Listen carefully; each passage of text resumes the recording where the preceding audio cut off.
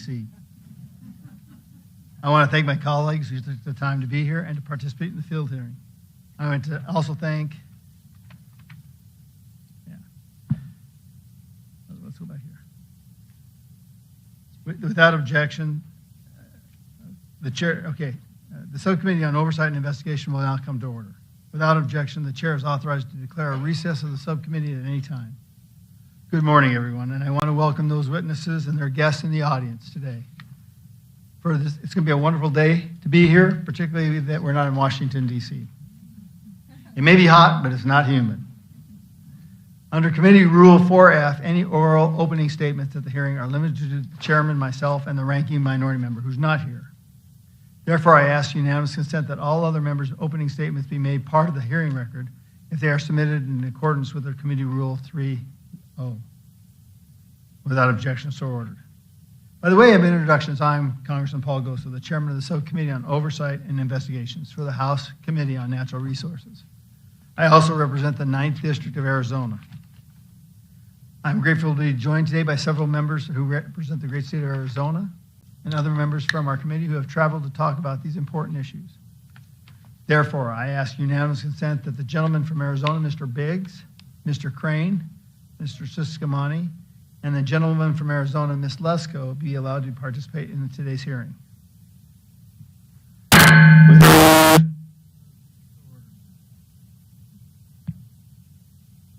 To begin today's hearing, I will now defer to my distinguished colleague, Congressman Collins, who came all the way from Georgia, who will not only serve as my vice chair on the subcommittee, but does an amazing job representing the 10th District of Georgia. He traveled all the way here to be with us. And actually had a big layover last night in Georgia. It had a bunch of thunderstorms. So we're glad to have Mike here. And we appreciate you spending time here, and good you're with us, Mike. And I'd like to recognize you for a few brief statements. Well, thank you, Mr. Chairman. I find it amazing. Every time we go west, they announce I'm from Georgia. And I think y'all probably understand that because y'all all got an accent out there. But I appreciate you inviting us and allowing us to be here. It is dry and hot out here. I was expecting y'all to put a little one of them humidifier type things over to miss me so I'd feel the humidity that we have along with the hot weather in Georgia. But Chairman Gosar, since this is a congressional hearing, and like all important hearings that we have out there, I know we're going to open up with the session, as always, with the posting of the colors and the Pledge of Allegiance.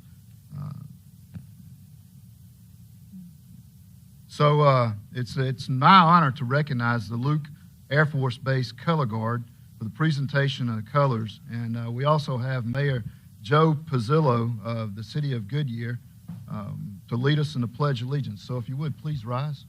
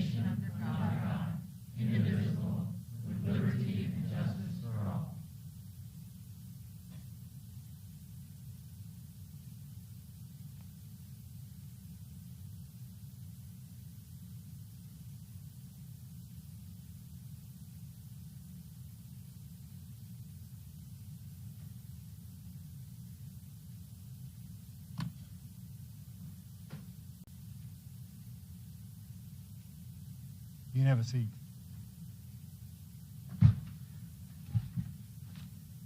Well, thank you, everybody. Now I'm going to recognize myself for an opening statement.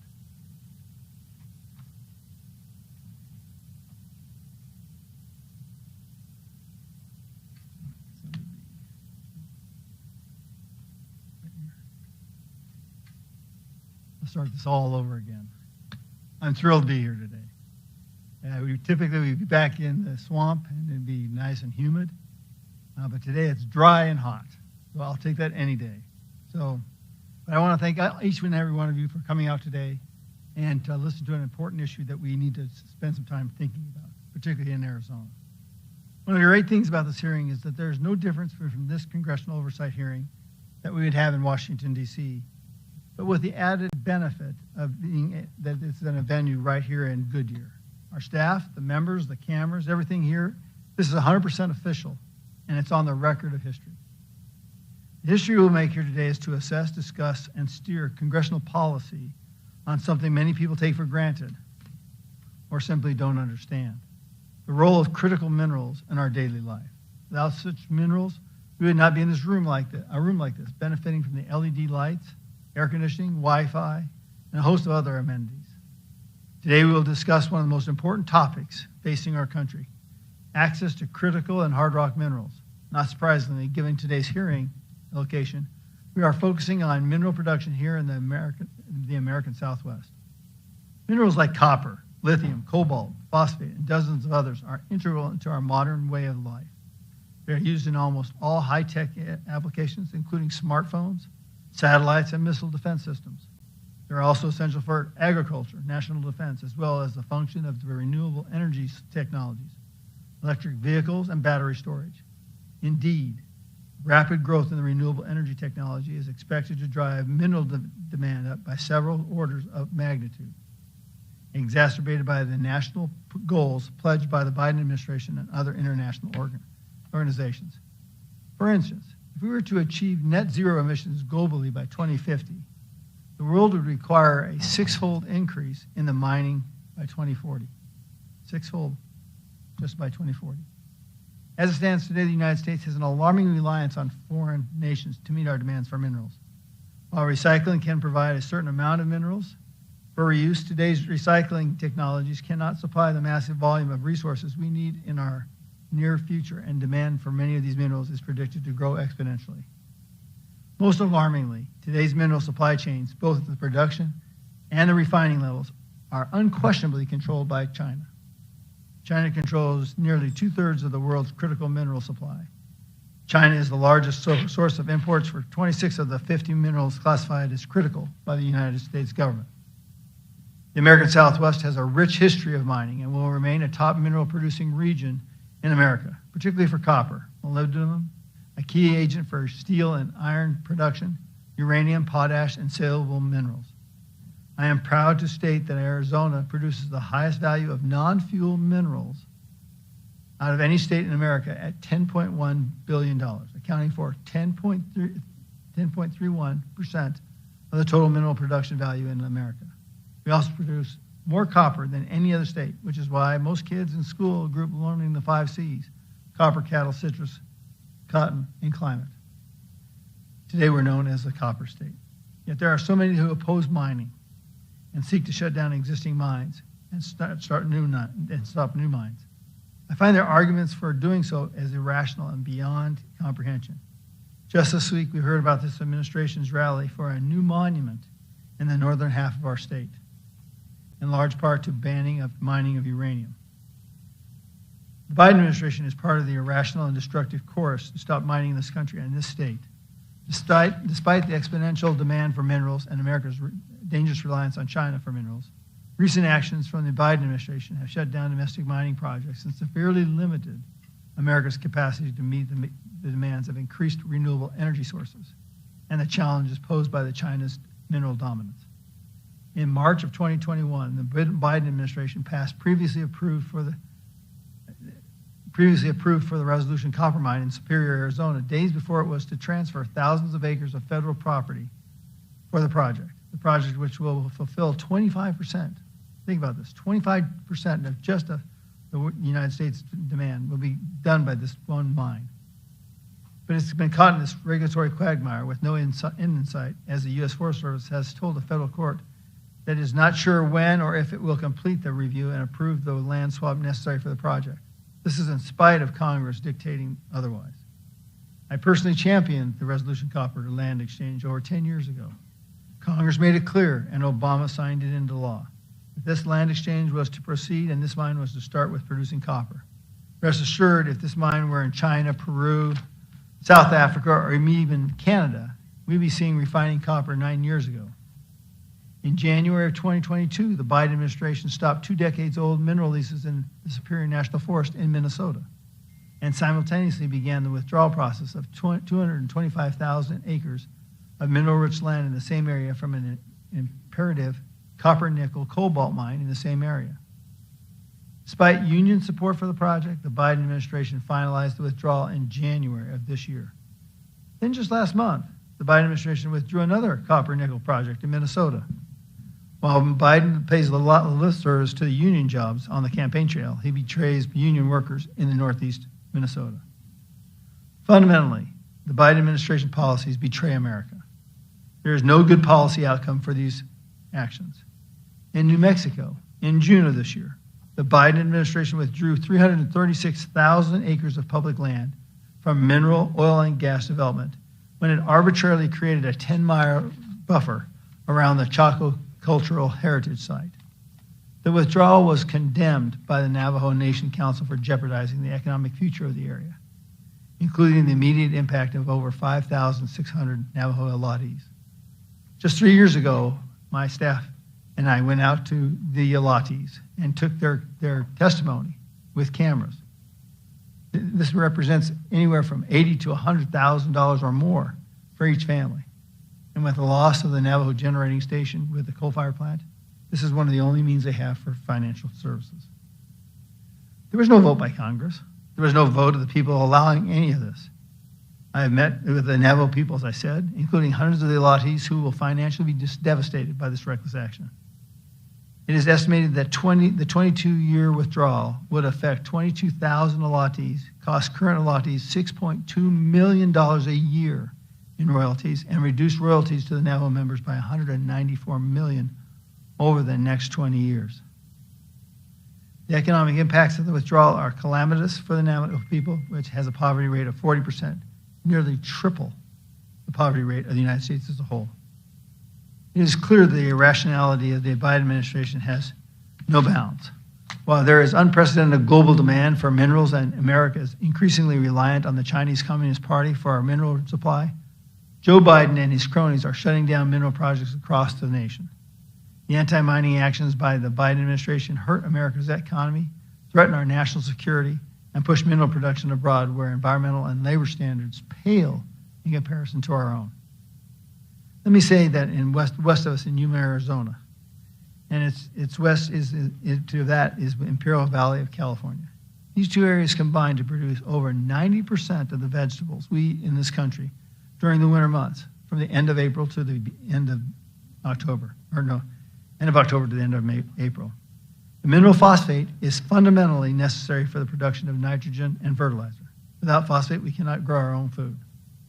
What kind of administration would seek to shut down phosphate mining? What kind of groups would seek to stop phosphate, uranium, copper, cobalt, and other mining operators when the evidence is so clear that these minerals will enable us to all live? In addition to these important issues today, we will discuss not only what minerals should be listed as critical minerals, like copper, and Representative Lesko will shed light on what her pending bill, but even minerals that are listed to face steep hurdles in getting produced in this country. Take antimony for this example. We were informed that the antimony that was included in the United States Geological Survey listing of critical minerals in 2017, mainly because of its use in military applications. The USGS states that the leading use of antimony are their flame retardants, metal products, including lead and ammunition, and non-metal products, including ceramics and glass. But getting a permit to mine antimony and refine it has proven almost impossible. So we need not only have the listings, but the administrative action to follow. to get this mining approved and to be processed. Today we'll expose the irrationality of the Biden administration and highlight the access to the minerals we have here in America, particularly in the Southwest. If only our federal bureaucracy could just get out of the way. Again, I appreciate everyone for being here, taking the time out of your busy schedules to be here in Goodyear. Whether you're from Arizona or from farther east, we know Arizona's hot, but we always have a smile for you. So thank you very much, and I yield back.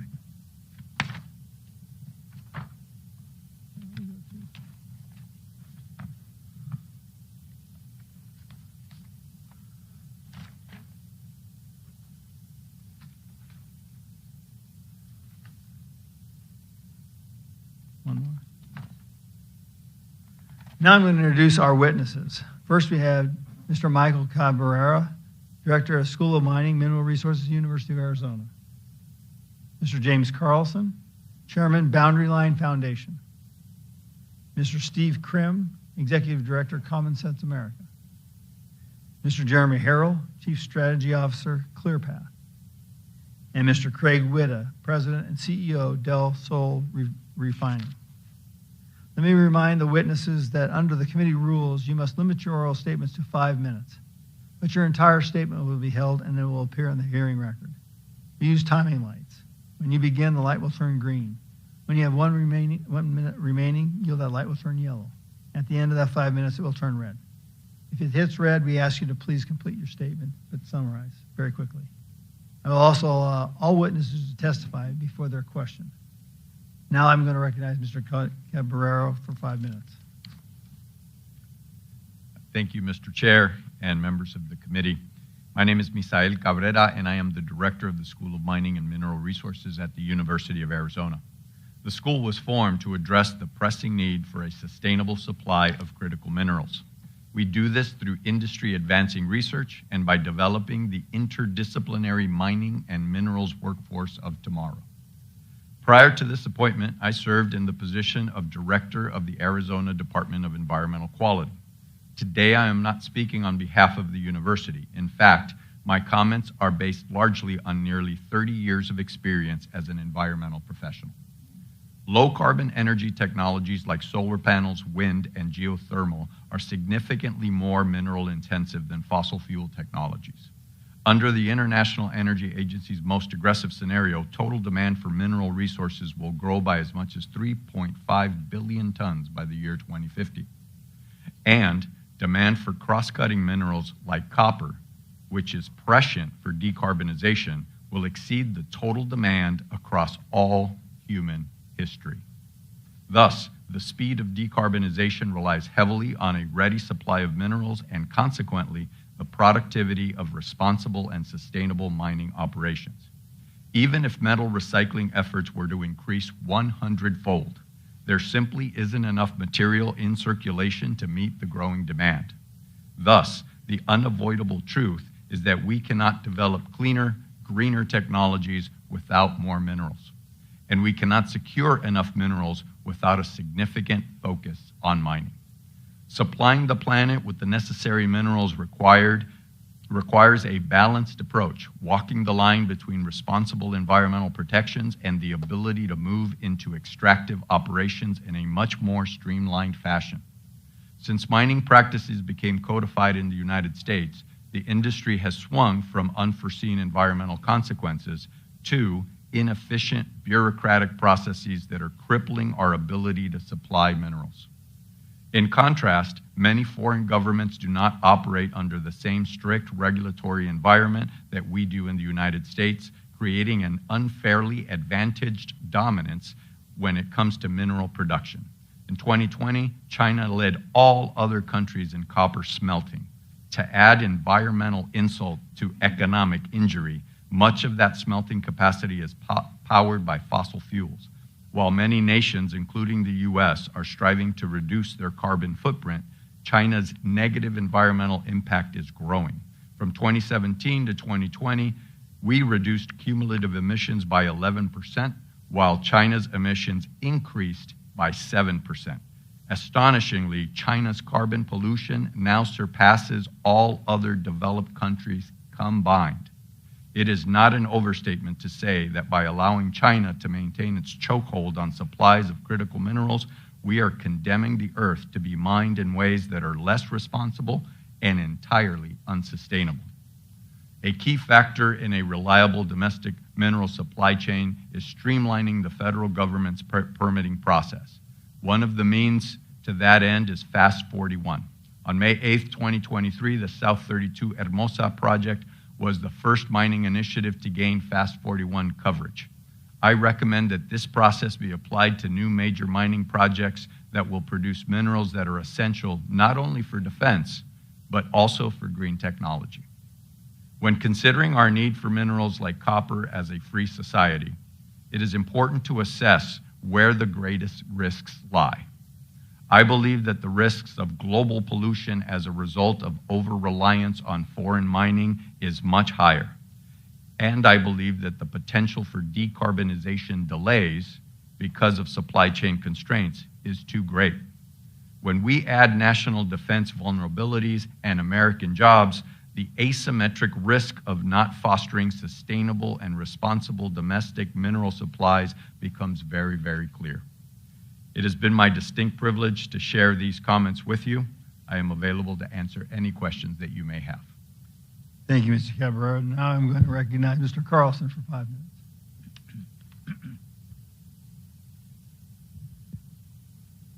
Thank you, Mr. Chairman and members of the House Subcommittee on Oversight and Investigations for the opportunity to summarize for the congressional record the policy issues and some considerations that could lead to stable and ongoing access to domestic sources of strategic critical minerals.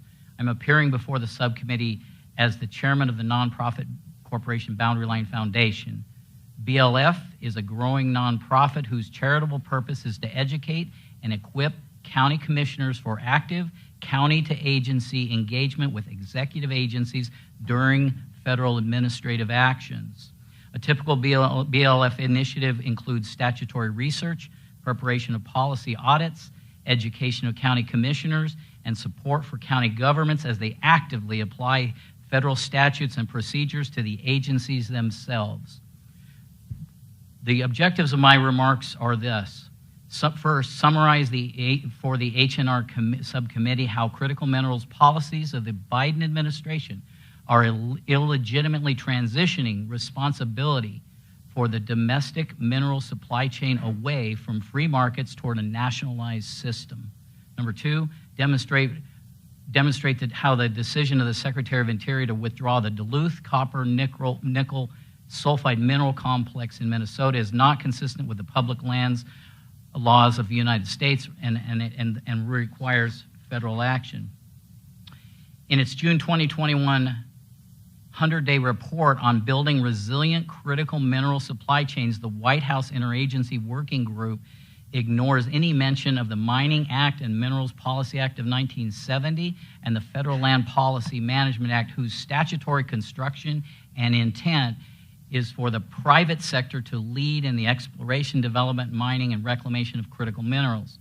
The all-of-government approach recommended by the IWG to address mineral supply chain issues is derived from Executive Order 14017 and is a pattern throughout the Biden administration that proposes to expand the role of federal agencies in public land management.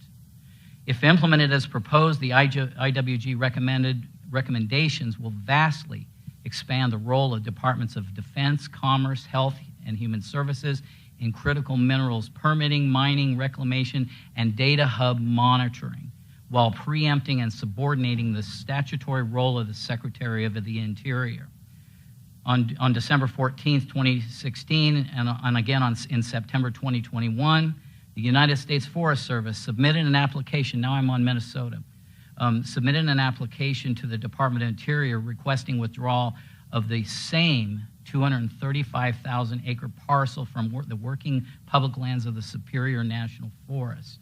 After 2 years of county to agency policy engagement with U.S. Forest Service, the Department of Interior, the White House, after that engagement, U.S. Forest Service canceled the withdrawal application, stating that the agency had enough information and existing laws were sufficient to protect the environment with the standard mineral leasing activities in the SFF, Superior National Forest, and that could be done and achieved without a 20-year land withdrawal. It is important to note that the 1978 designation of the Boundary Waters Canoe Area Wilderness by the Congress recognized and segregated the copper-nickel sulfide deposits in the working lands of the Superior National Forest by establishing a geopolitical mining protection area.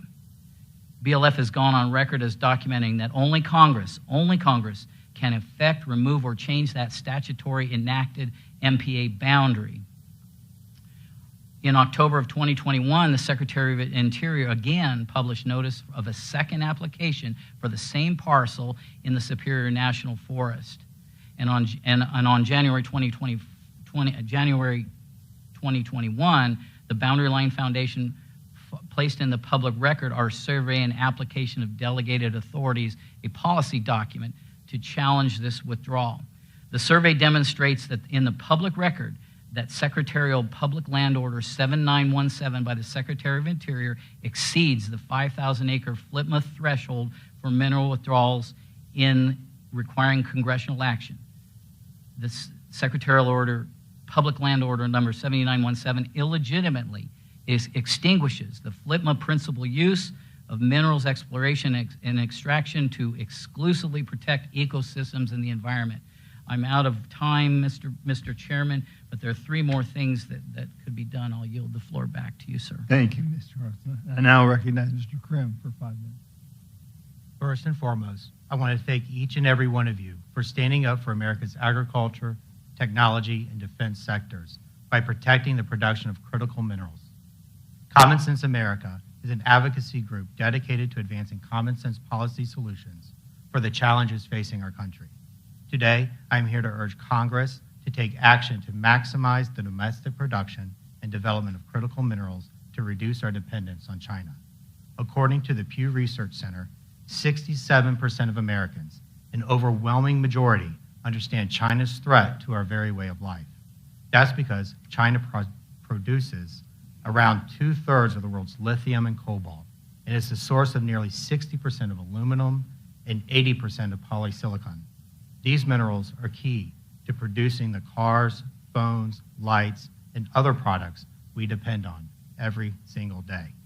Just 2 weeks ago, China restricted the export of gallium and germanium, which are used in the production of semiconductors, solar panels, and missile systems. The Wall Street Journal called this move more than just a trade salvo, but a warning to the United States. The realization that a foreign adversary can exert such control over the items we use daily is alarming. Yet the situation can escalate even further, potentially even impacting our food supply. According to the United States Geological Survey, China is the world's largest producer of phosphate, and Russia is fourth. Together, they produce almost 5 times the phosphate America produces.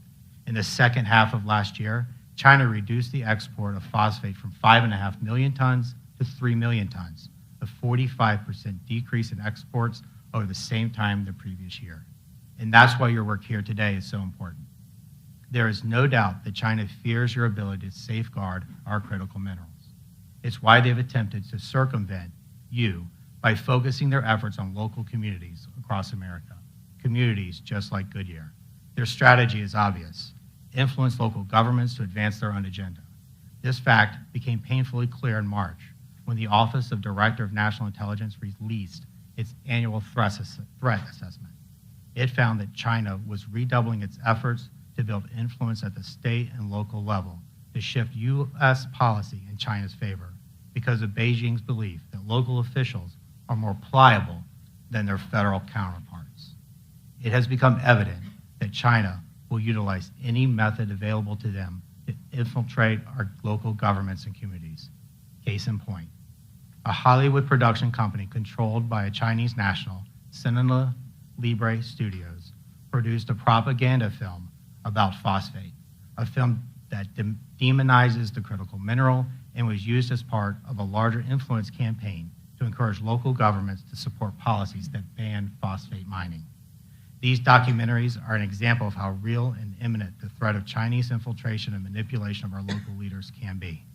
But their influence goes beyond just Hollywood. When it comes to critical minerals, the keep it in the ground mentality of environmental groups hinders mining and production of America's own critical minerals and gives China even more control over us. One such organization is the Center for Biological Diversity, which files lawsuit after lawsuit to prevent the exploration and development of critical minerals. They have spearheaded hundreds of lawsuits, and just last week sought a court order to stop a copper mining exploration project right here in Arizona. Their lawsuits have created endless barriers for our nation's companies and even our federal, state, and local permitting agencies to conduct the important business that leads to American self-reliance. Leveraging the Endangered Species Act, this organization can recover attorney fees, often paid for by taxpayers. This practice places an undue financial burden on taxpayers, diverts resources away from essential government programs, and harms America's independence.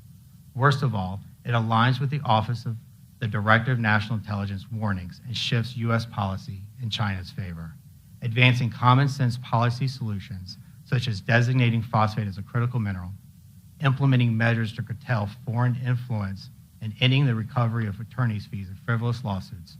We can safeguard our nation's food supply and promote the common sense policies our citizens deserve. Let us work together to ensure a self-reliant and resilient America. I extend my heartfelt appreciation for you all for conducting this public hearing on protecting our nation's critical minerals and for your unwavering dedication to the well-being of our great nation. Thank you. Thank you, Mr. Crim. Now I'd like to introduce one of my former staffers. He's now done himself very well, and that's Jeremy Harrell. Thank you, Chairman Gosar, Vice Chairman Collins, and other members of the Arizona delegation. It's great to be back here in Arizona, and I appreciate the opportunity to testify today on American mineral independence. Our nation's energy demands are rapidly increasing, and our current dependence poses a significant risk to our national security and our economic growth. According to some estimates, the U.S. needs to double our power system in the coming decades to meet expected energy demand. Concurrently, the International Energy Agency predicts that global demand for energy-related minerals like lithium, cobalt, graphite, and nickel could grow to 20 to 40 times by 2040. As demand for critical minerals increases, the choice for American policymakers is clear. We will either responsibly develop these resources here at home or continue to rely on foreign sources, which pose national security, human rights, and environmental complications. It's difficult to overstate our dependence on foreign supply chains. The U.S. is 100% reliant for 12 of 50 critical minerals, and we're more than 50% reliant for an additional 31. As the chairman underscored, China is the leading producer of 30 of those resources, and equally as concerning, China exerts control over the refining process for each of these minerals, regardless of where they are mined.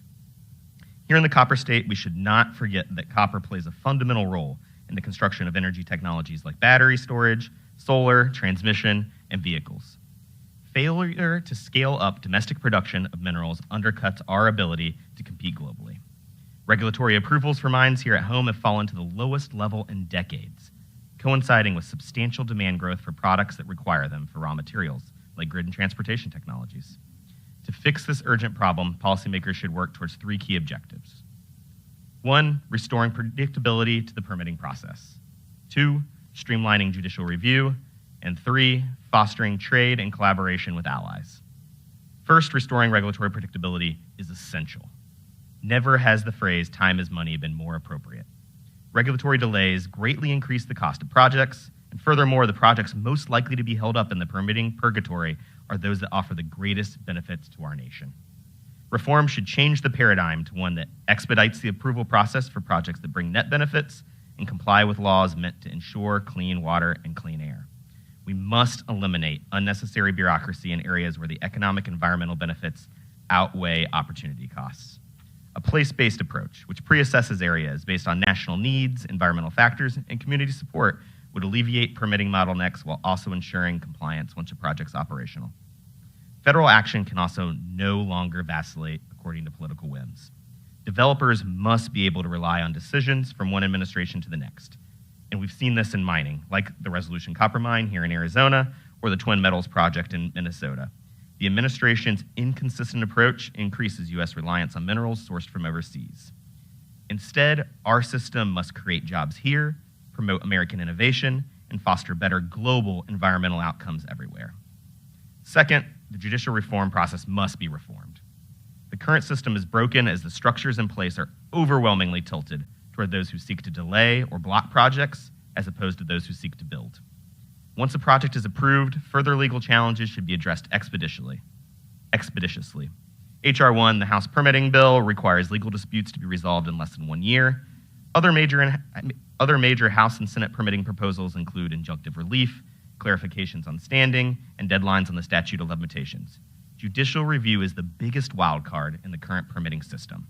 Congress should limit legal challenges to plain and obvious errors related to natural resources laws, while also narrowing the scope and adhering to strict review timelines. And lastly, realistically, we're not going to end our reliance on foreign resources overnight. There's an opportunity to expand bilateral and multilateral trade agreements with allies that secure critical mineral supply chains. Take the nuclear fuel supply chain, for example. At the April G7 meeting, Canada, the UK, France, Japan, and the United States agreed to reduce reliance on Russian nuclear products and jointly leverage their nuclear sectors to ensure a stable supply of fuel for both existing and future nuclear power plants. However, these agreements must be in addition to, not a substitute for maximizing domestic production. In conclusion, reliance on foreign mineral supply chains threatens both our national security and economic future. It is imperative that Congress implement a national strategy to maximize private sector investments in our critical mineral supply chains. ClearPath looks forward to working with this committee to further American mineral independence, and I look forward to today's discussion. Thank you, Mr. Harrell. Now I recognize a friend of Arizona, Mr. Whita, for 5 minutes. Thank you very much. Hello, my name is Craig Whita. I'm the president and CEO of Del Sol Refining in Amargosa Valley, Nevada. First, I'd like to thank Congressman Gosar for hosting this very important event. At Del Sol Refining, we're a strategic and critical mineral refinery. We do research and development for the mining industry through a 3-step process: lab scale, bench scale, and pilot scale. Think of it as grams, pounds, and tons for sizing. If recovery stays consistent through all 3 scales and remains economically viable, the mine's ready to open, except for permits. Currently, Del Sol Refining is conducting a pilot scale recovery circuit for Century Lithium.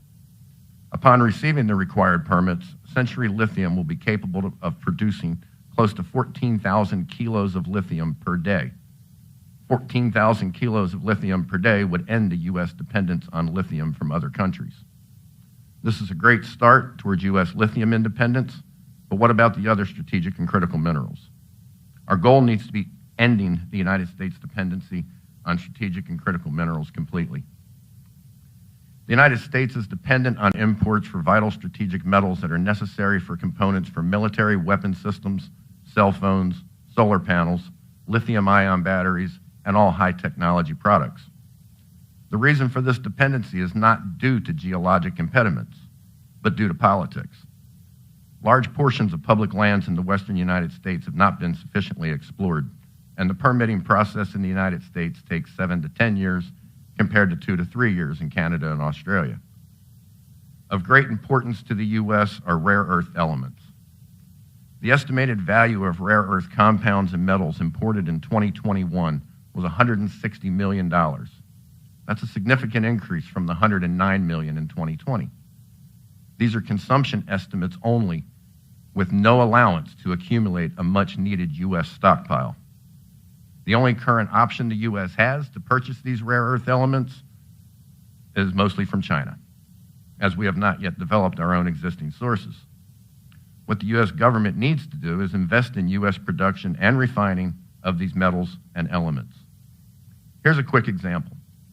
Fiscal year 2021 and 2022 has these 2 rare earth elements on a potential acquisitions list for stockpile: 600 metric tons of neodymium, 70 metric tons of praseodymium, for a combined cost of $355 million. Both aforementioned rare earth elements are needed for rare earth magnets, which are used in everything from wind-generated power to cell phones. It would take 25% of the purchase price of these elements, or just under $90 million, to open a mine and a processing facility here in the U.S. This would create supply chain independence, jobs, strengthen our national security, and oh yeah, keep $355 million from going to China. The loan to fund the mine and recovery facility would quickly be repaid in production and now create a U.S. source.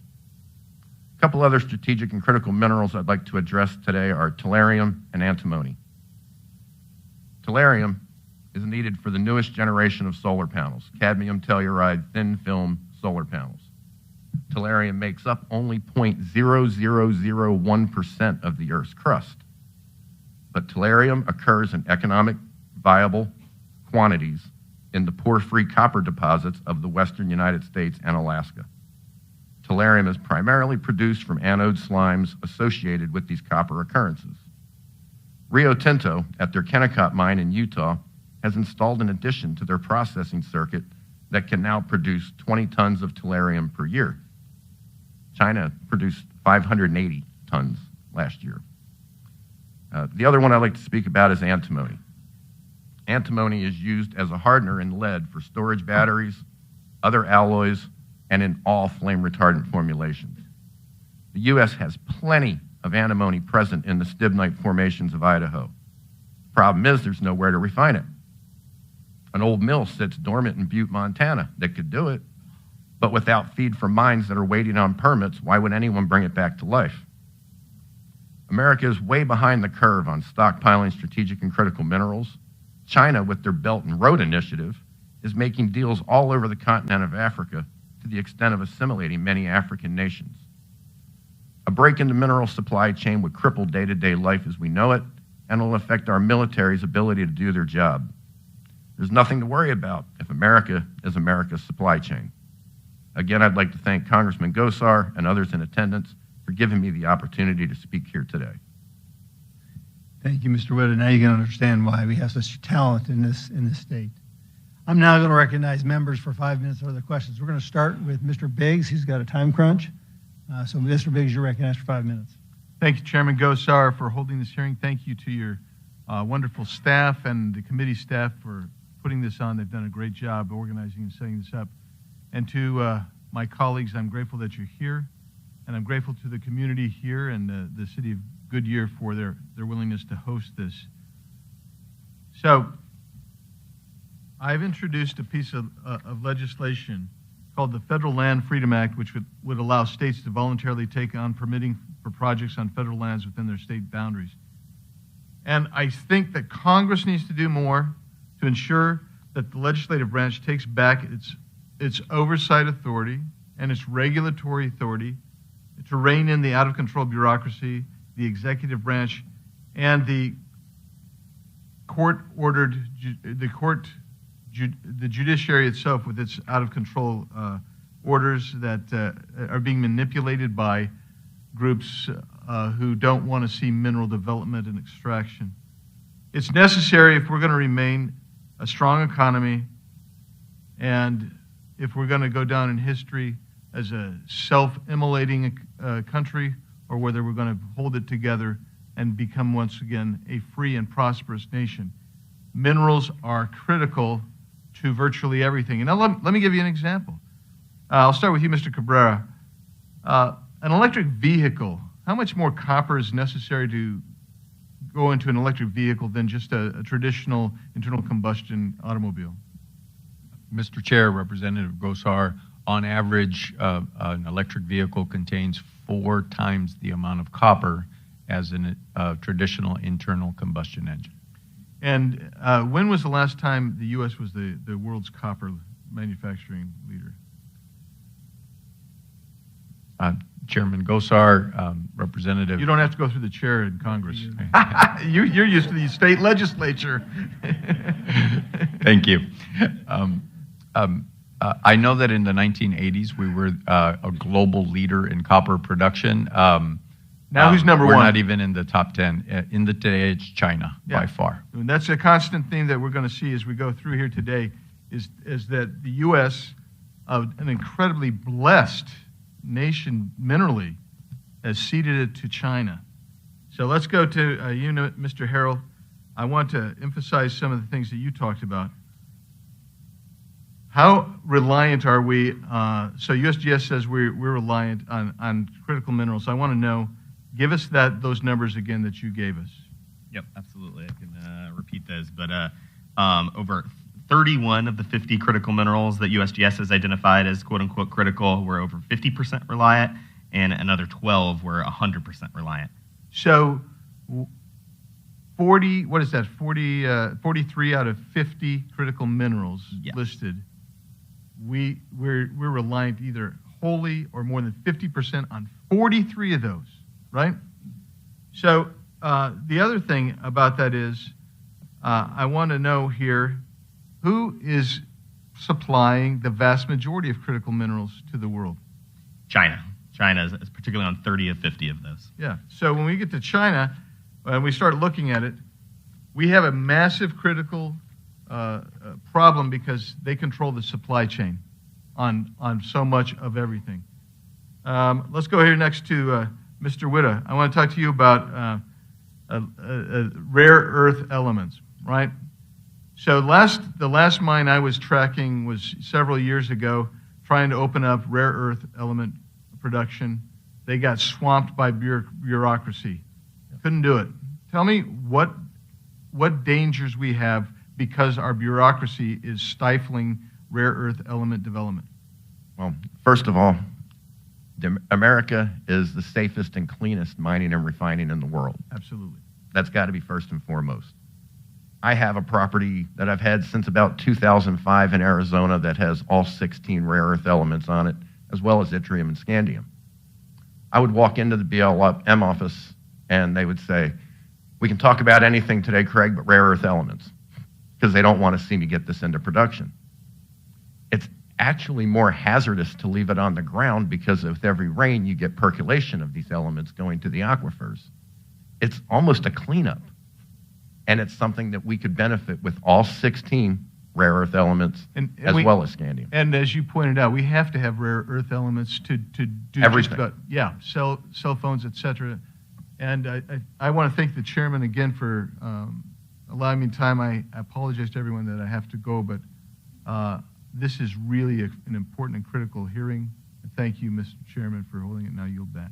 I thank the gentleman. The gentleman or gentlewoman from Phoenix, Ms. Lesko, has been recognized for 5 minutes.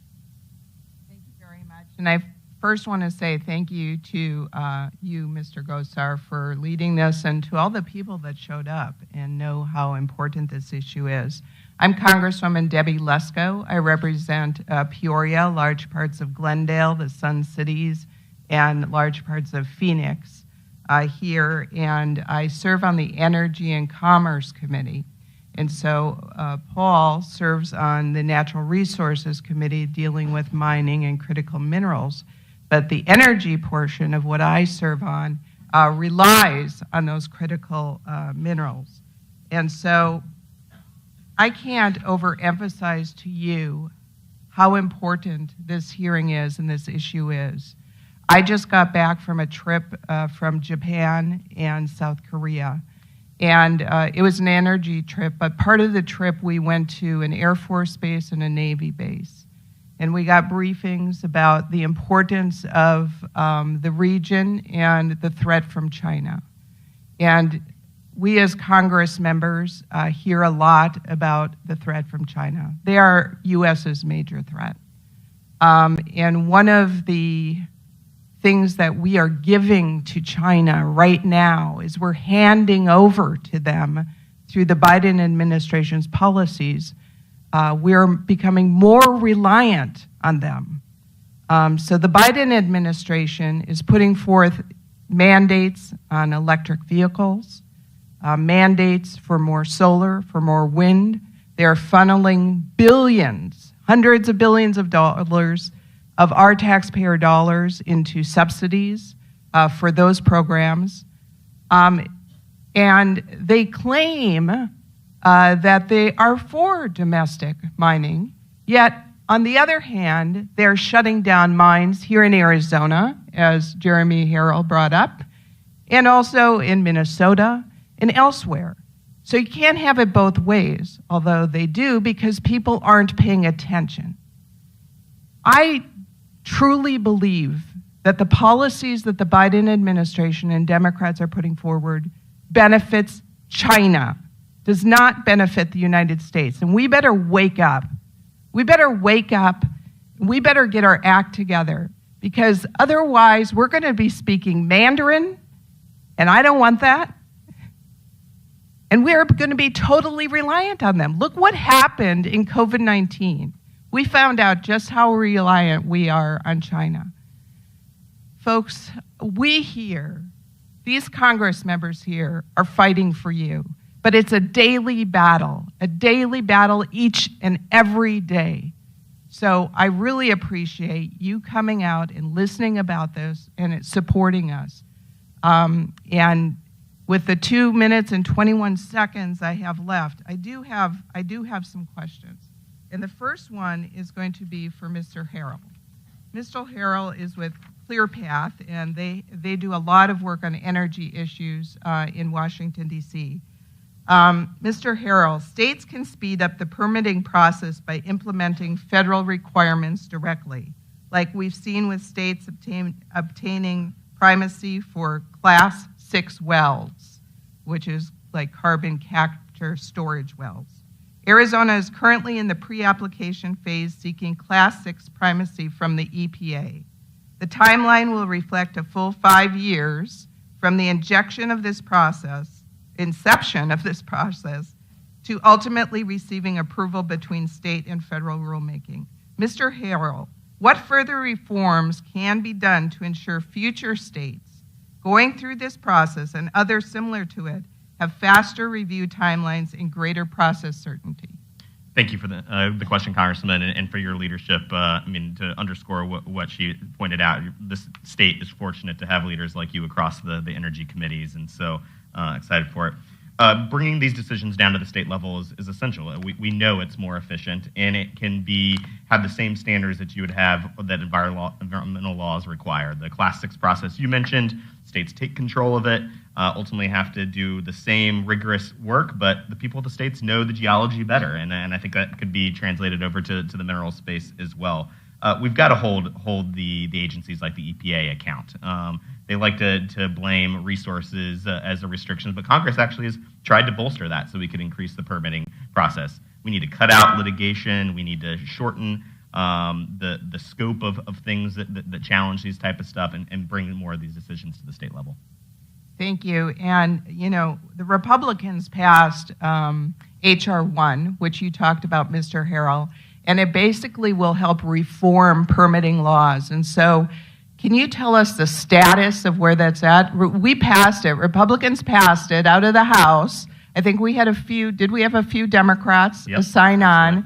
And I think Joe Manchin is supportive of some of the permitting reforms, but what do you think the prospects are of that being passed out of the Senate? Yeah, it's a great question. One, House Republicans should be commended for making it, issue number one. It's literally H.R. 1 and saying that permitting is one of the most essential issues that we should be taking on. It got bipartisan support.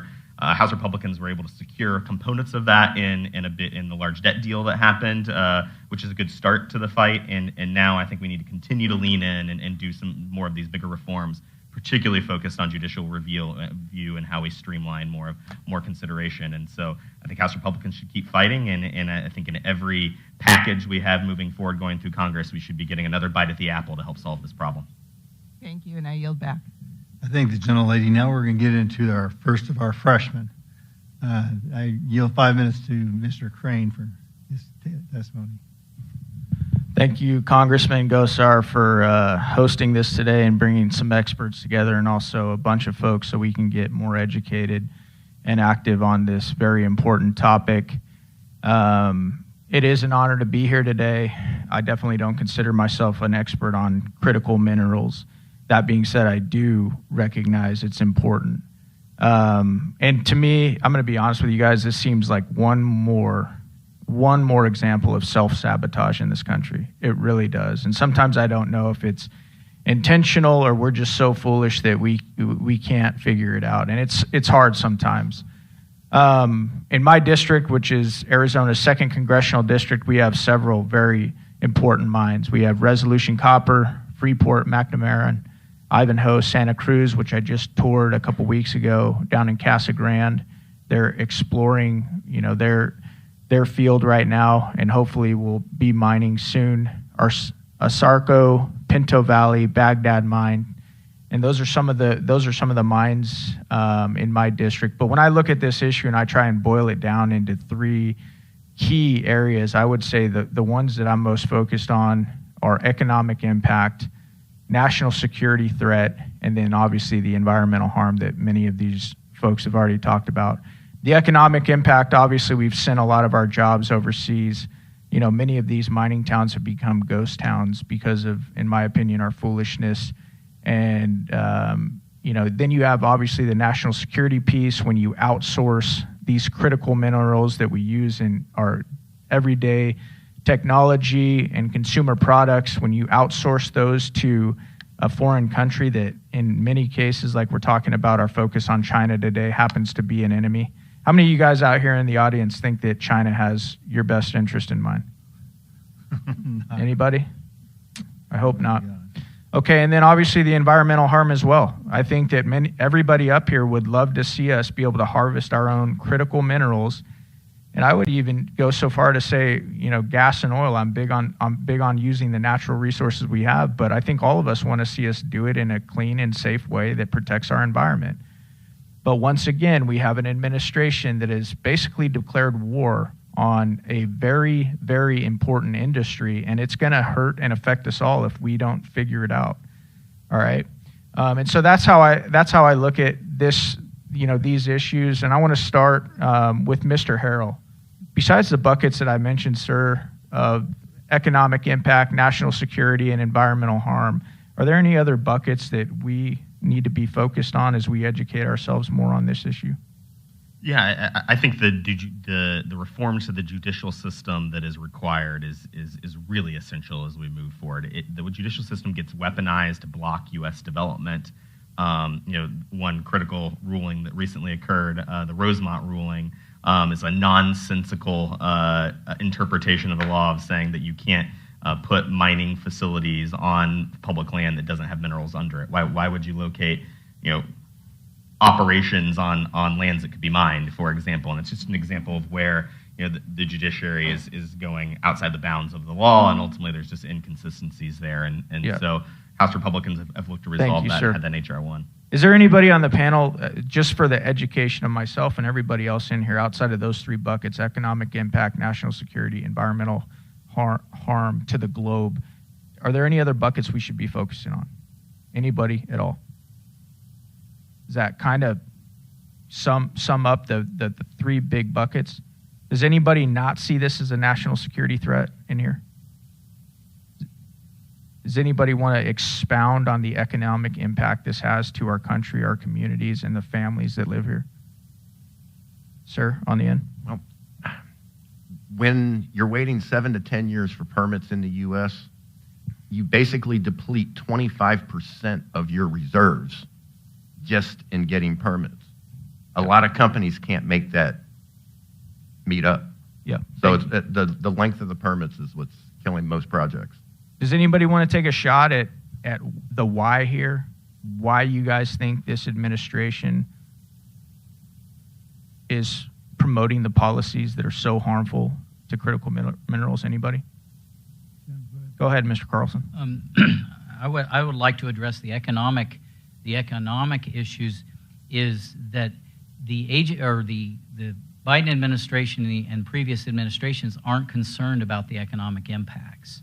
There are laws on the books already. Regulatory Flexibility Act, National Environmental Policy Act requires economic analysis. They simply ignore them. And so we have to, I would suggest to the Congress that we have to go about this a different way to hold the agencies accountable. Thank you. The last thing I'll say before I yield back my time is this, guys. Clearly, this is a Republican-dominated panel today. But I hope we can all educate ourselves and agree that this issue, because of its severity, should not be a partisan issue. We should have independents, Democrats, and Republicans supporting the responsible usage of our own natural resources for the three buckets that we're talking about. It's massively important, and Chairman Gosar, thanks again for inviting me and hosting this very important panel. I thank the gentleman. Now the second of our freshmen, talented freshman class, Juan Siscomani for 5 minutes. Okay. Thank you, Chairman.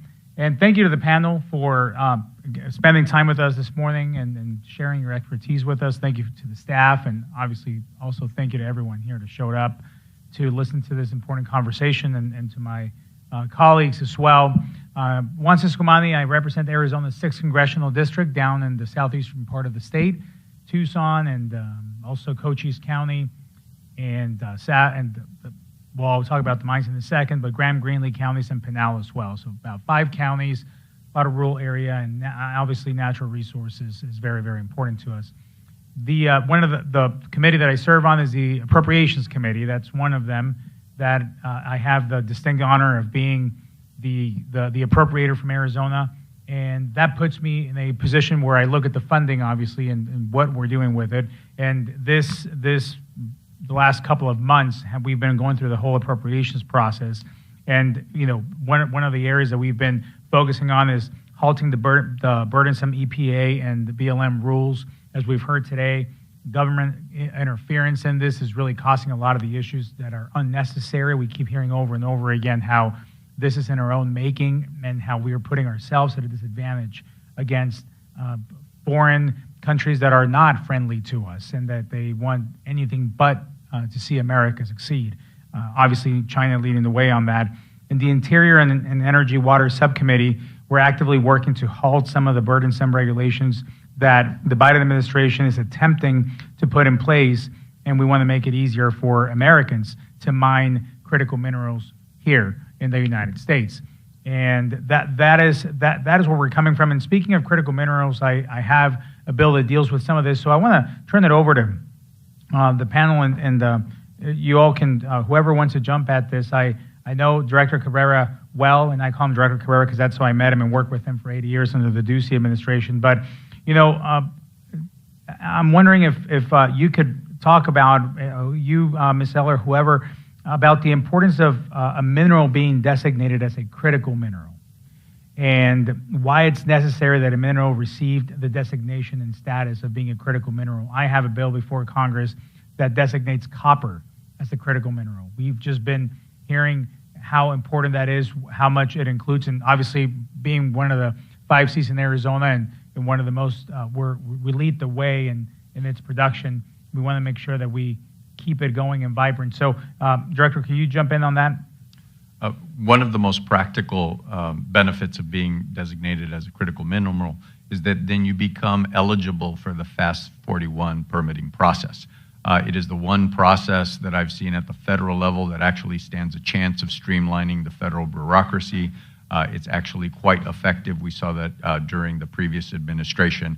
And so becoming a critical mineral also makes you eligible for the FAST 41 project. It also makes you eligible for a whole host of federal grants, a whole host of federal streamlining events. So I agree with you that having that designation is actually quite important for an element that's so important for our future. Thank you. Thank you, Director. Anybody else wants to jump in on that? Great. Well, you know, for context, as I said, I'm very interested in copper being designated as a critical mineral. Southern Arizona leads the country in the development of copper, and it's home to just incredibly productive mines like Safford and Morenci. And as you all mentioned, copper plays a key role in the energy, technology, defense, consumer electronics, and many other important applications. And I want to ensure that we are not relying on foreign enemies for this mineral. That is key and essential for us, for our national security, and for our strength around the world, and also for our supply that we need here. So it's concerning to me that the USGS does not list this as a critical mineral, and we need to change that. With that, I yield back, Mr. Chair. I thank the gentleman. Now we're going to the third of our popular freshmen, and this is my Vice Chair, Mike Collins from Georgia. Thank you, Mr. Chairman.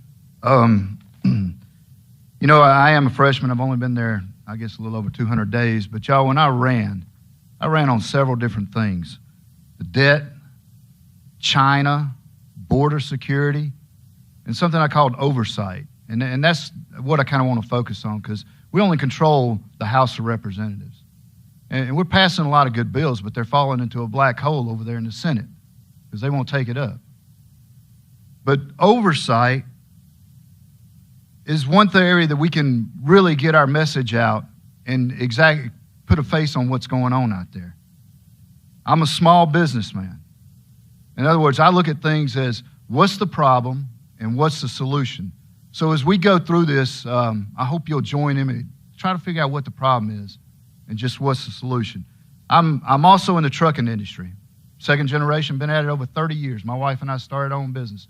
Now, I used to, when on the trail, I'd say I'm in the most regulated business areas in the world. But as I've been out there doing these hearings, I swear, y'all, I think we're all in the most regulated industry in the world. There's not one that I haven't seen that hasn't been affected. I mean, you think, I started out, and you know what?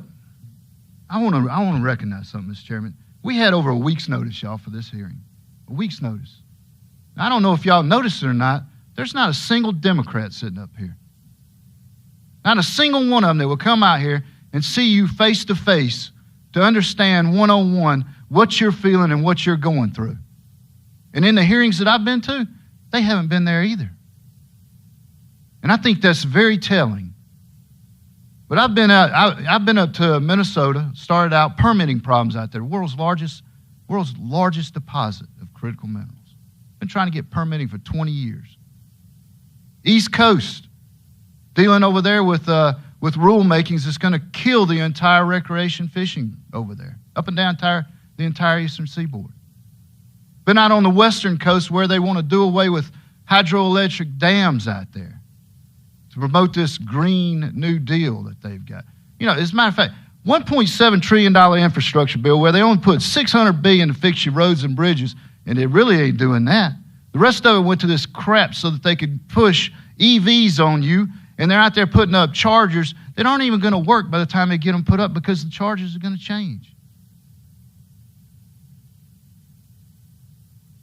I'm going to use up all my time on a rant, Mr. Chairman. I'm sorry. Okay.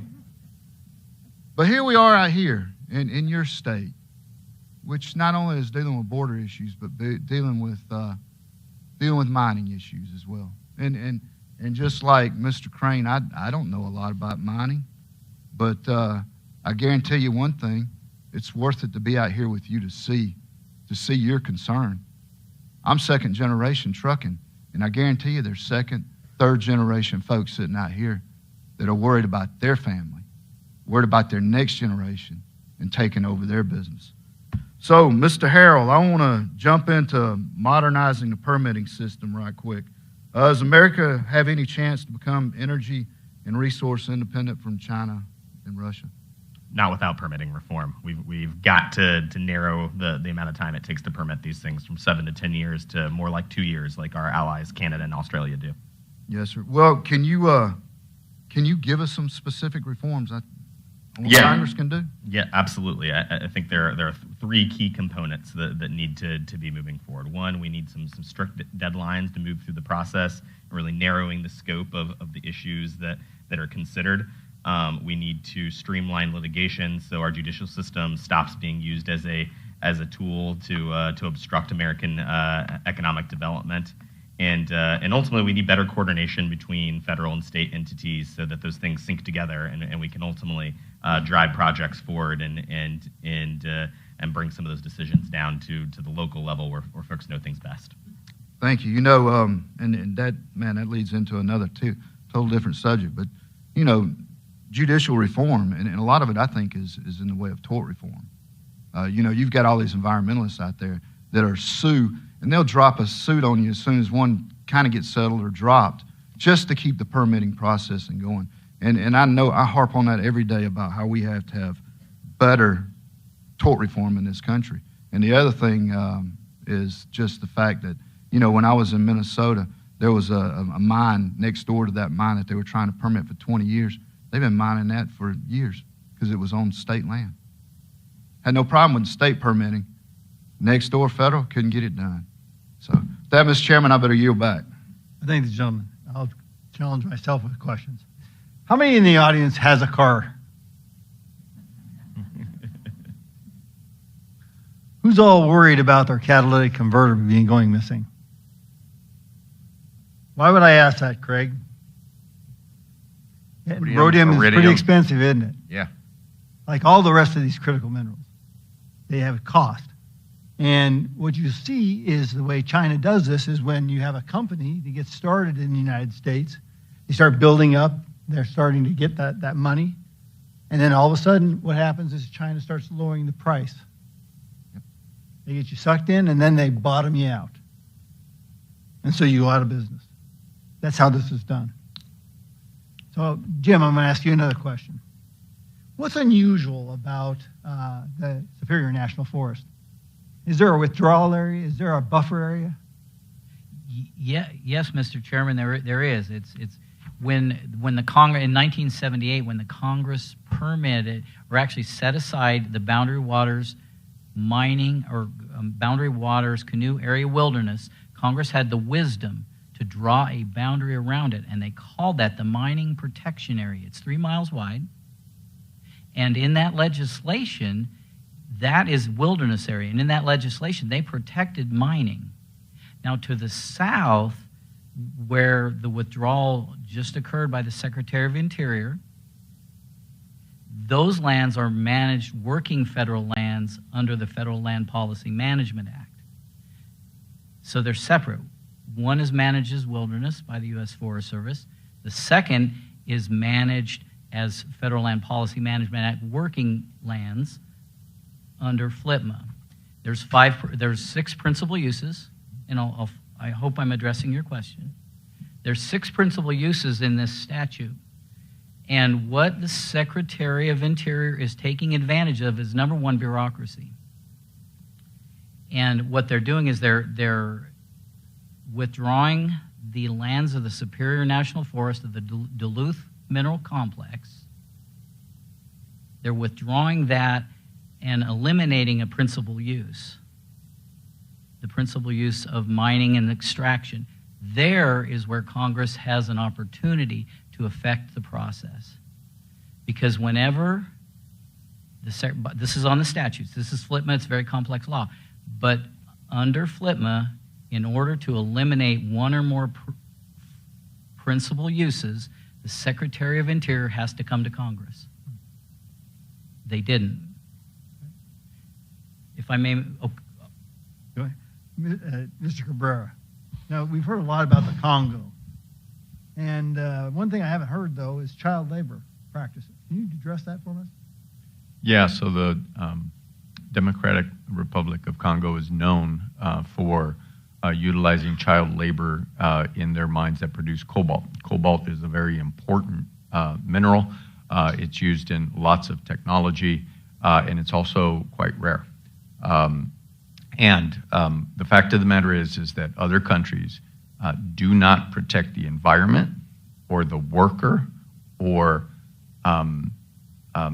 the economy of their local residents and the communities around the mines as well as we do. Yeah, and the quality of life for those individuals has got to be horrendous, doesn't it?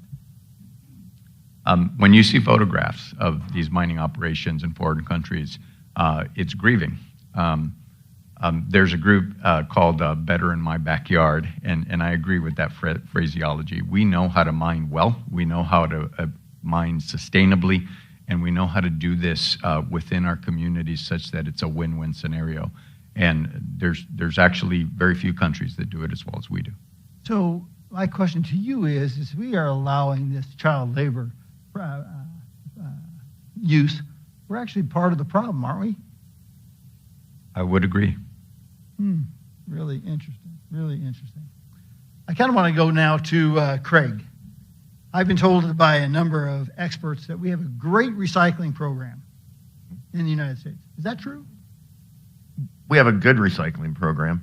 We can't recycle everything we need, not even close. The only recycling we're getting for nickel is coming out of stainless steel. Very small percentage. It's not enough to make up the deficiency that we can fill with mining and refining. So if we were looking at recycling, what would be some of the things that you could see us doing in recycling? Could we be looking at turbines? Could we be looking at batteries? Could we be looking at solar cells? What would we be doing? What we need to start recycling is solar panels and EV batteries. We can regain a little bit of the product, but we're also keeping a huge mess from hitting the landfills. We have 12 heavy metals, 4 of them are carcinogens in every photovoltaic solar panel. Heavy ones, cesium, cadmium. If they get down to the aquifers, the solar panels could ruin every aquifer on Earth.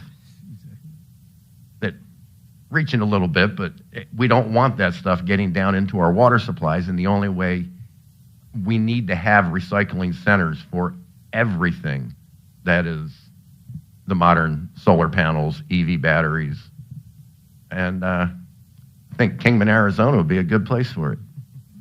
Well, you also said that you like clean air, clean water, and clean land, didn't you? I love it. So do I. I love it big time. My time has expired. I'm going to actually go to a second round of questions. So we'll start with Ms. Lesko. Thank you, Mr. Chair. I've introduced a bill that would add uranium to the critical mineral list, and I also co-sponsored one, Siscomani's bill, that would add copper to the critical mineral list. The reason I think uranium is so important is because I'm on the Energy Committee, and we have a real concern about providing enough electricity to people because of all of the excess demand that is being put on with the electric vehicles and all the electronics that use electricity. And so one of the solutions is nuclear.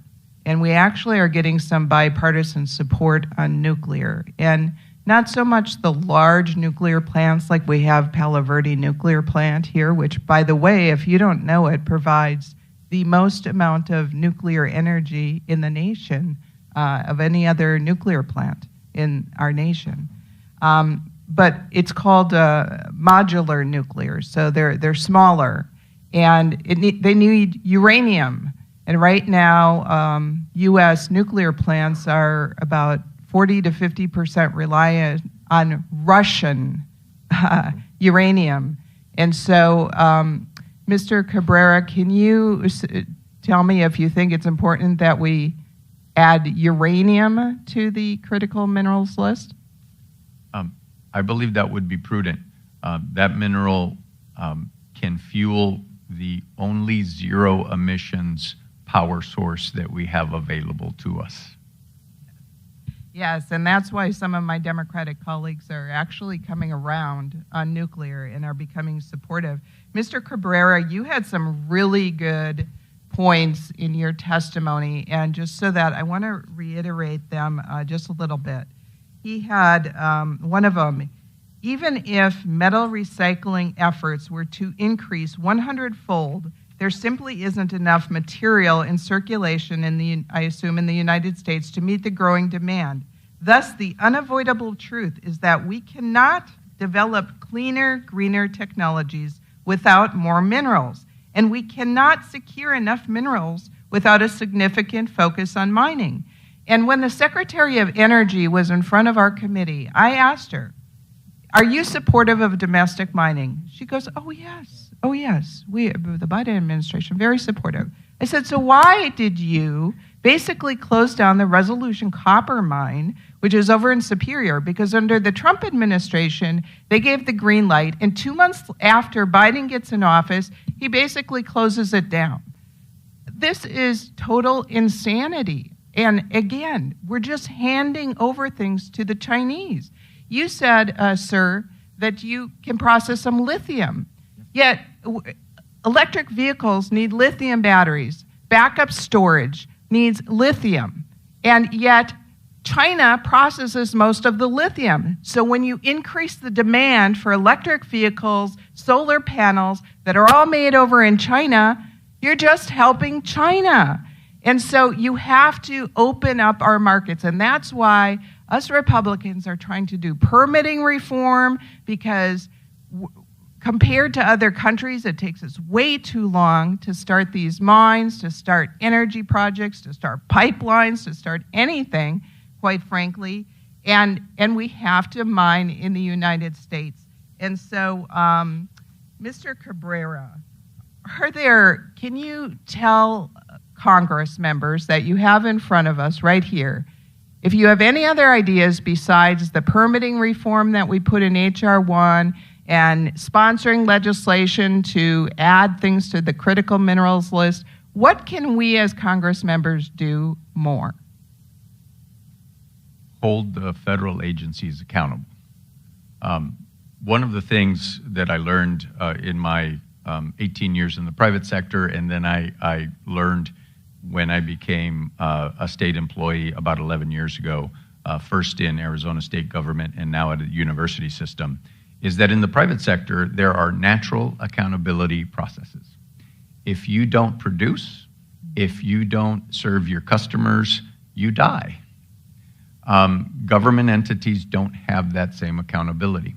And so that kind of accountability and oversight is an appropriate role for Congress.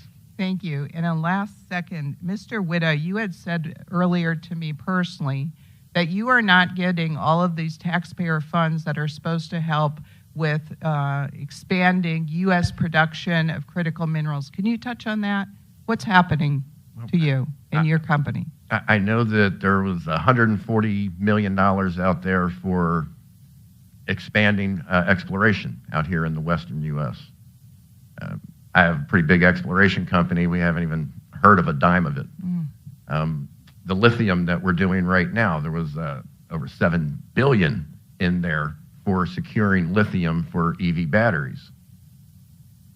We haven't seen a dime of it. I could go on. There's so many out there that were in the Inflation Act. Mm-hmm. Thank you for not saying reduction. I couldn't say not reduction. I'm sorry. Me either. The Inflation Act. Yes. But where is it going? Is it going to Chinese companies? Is it, right now the largest copper discovery since resolution's been tabled here in Arizona is called the Antler Project, up right in the Kingman area. It's an Australian company that's paid the whole way. It's not even a U.S. company. They've got a beautiful riff of about 4 to 5% copper. I don't know if they'll ever see permits. The last time I got a mine approved for a mine plan of operation here in Arizona, let's see, Fish and Game had to come out and tell me how high to put my entrance sign so that wild burros don't bump their heads. If you've ever been through Quartzsite on Interstate 10, you've seen the dry washes. Well, mine was declared a commercially navigable wash by the Army Corps of Engineers. And I explained to Billy that even if you were in a canoe in the biggest monsoon of the year, it wouldn't move unless you were hooked to the back of my Jeep. And it wasn't a navigable wash, it was a commercially navigable wash. So what that really meant was another $75,000 permit to Army Corps. Arizona Game and Fish needed an extra $50,000 so that the burros won't bump their heads. We were in over $3 million to get a set of permits for a small operation here in Arizona. And thank you, Paul, for helping me get that one through. Good, thank you. That's something I'd like to look into, is why he and other companies aren't getting this money that was doled out. Well, and the gentlelady brings up some great ideas. You bring up this modular nuclear. Folks, modular nuclear, we've been doing it for 70 years. It's called submarines and aircraft carriers. That's what they're called. And I'll leave you with a kind of a cartoon. The wife tells her husband, she goes, "Oh, turn on the power." He goes, "Okay, Mama." And he goes back there and he flips the switch and there's a nuclear sub in the back. So, there's a lot of room here. So we will look at that, Ms. Lesko. I would now look at one of the freshmen again, Eli Crane. Thank you. I'll try and be quick.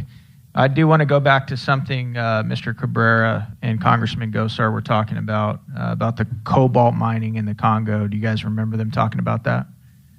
And the slave labor that's going on there. if you guys want to go look at some of the pictures that Mr. Cabrera wisely brought up, I highly suggest you do, and I suggest you share it with your friends, okay? If you guys go Google Joe Rogan cobalt mining, you guys will get to listen to. How many of you guys have watched that video? Anybody? All right, that's an assignment for you guys. It'll only take you, 10 or 12 minutes, but Joe Rogan brought on an expert who was looking at this, who had some photos from the cobalt mines, and was talking about what it actually, the crisis and the humanitarian crisis in making and producing some of these critical minerals, and what it actually costs to create some of these electric vehicles that we're working on. And I'm not going to sit here and say electric vehicles are bad. Please don't hear that. What I'm saying is it goes back to the 3 buckets we were talking about. You got your economic bucket, you got your national security bucket, and then you got your environmental bucket. And some of the panelists have talked about this today. As Americans, we're a consumer-driven culture. We love to be able to go into Walmart or any store and just buy these products cheaply, but I think it's often not until we actually see what the cost is, see how people are affected, that we start to maybe wise up and make some wiser consumer choices. So please go watch that video if you haven't. The next thing I want to do real quick is I want to ask you guys, because the why of this is really important to me.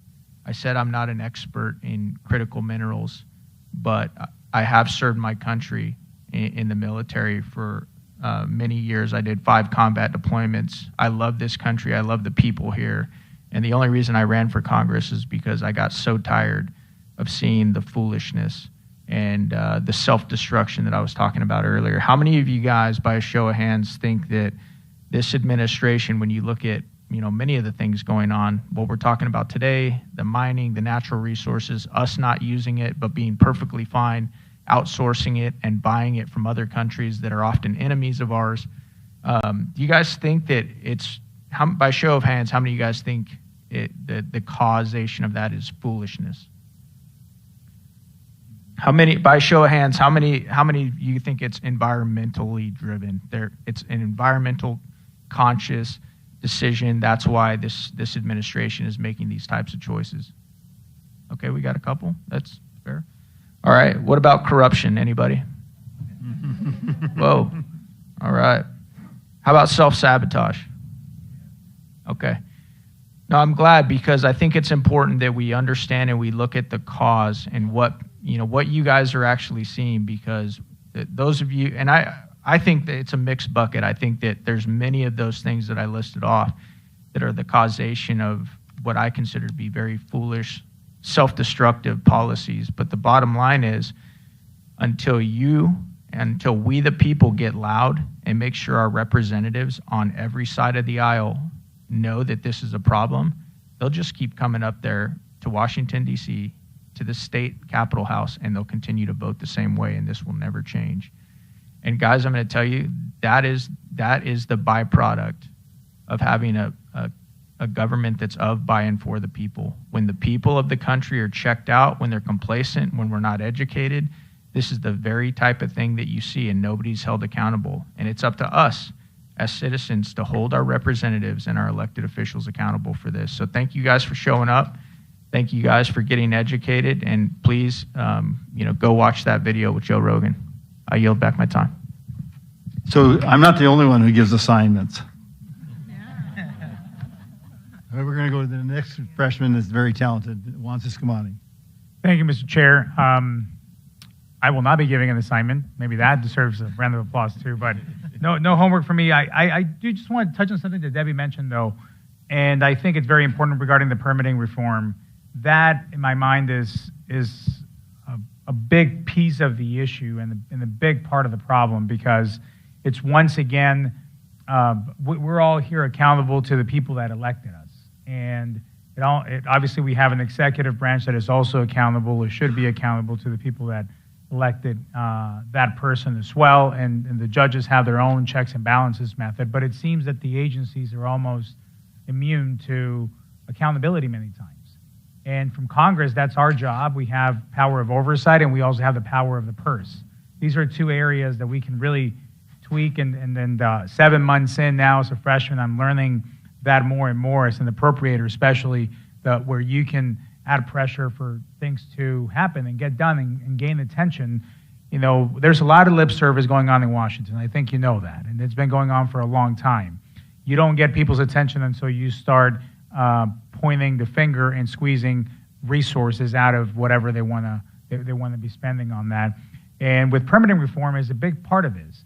At the same time, we want to make sure that we're empowered to be able to do the things that we need to do as a community. The permitting reform is a big one. We just met with CEMEX just before this, and they were talking about some easy permit, and hearing the stories even here in Arizona, imagine what it is like in California.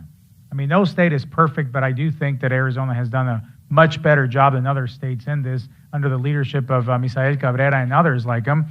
But when you still look at it, it's the federal intervention that really makes it way more difficult for states to be able to be innovative in this, because so much of it is controlled at the federal level. So in terms of the permitting reform, 7 to 10 years, they were saying that some small permit to just do something very simple can take. This is time that it's they're not being productive. This is time that we're wasting, then that other countries are not wasting, and they're actually producing and beating us to the punch once again. That's extremely frustrating, and I was going to pose a question on that, but I think we've discussed that enough. But a segue into what I saw in the plant today, I've seen that in Cal Portland, over in the plant over in my own district, and whenever I visit a mine, I am increasingly impressed by the technology they use, by how innovative they are, how resourceful they are, especially with our precious water.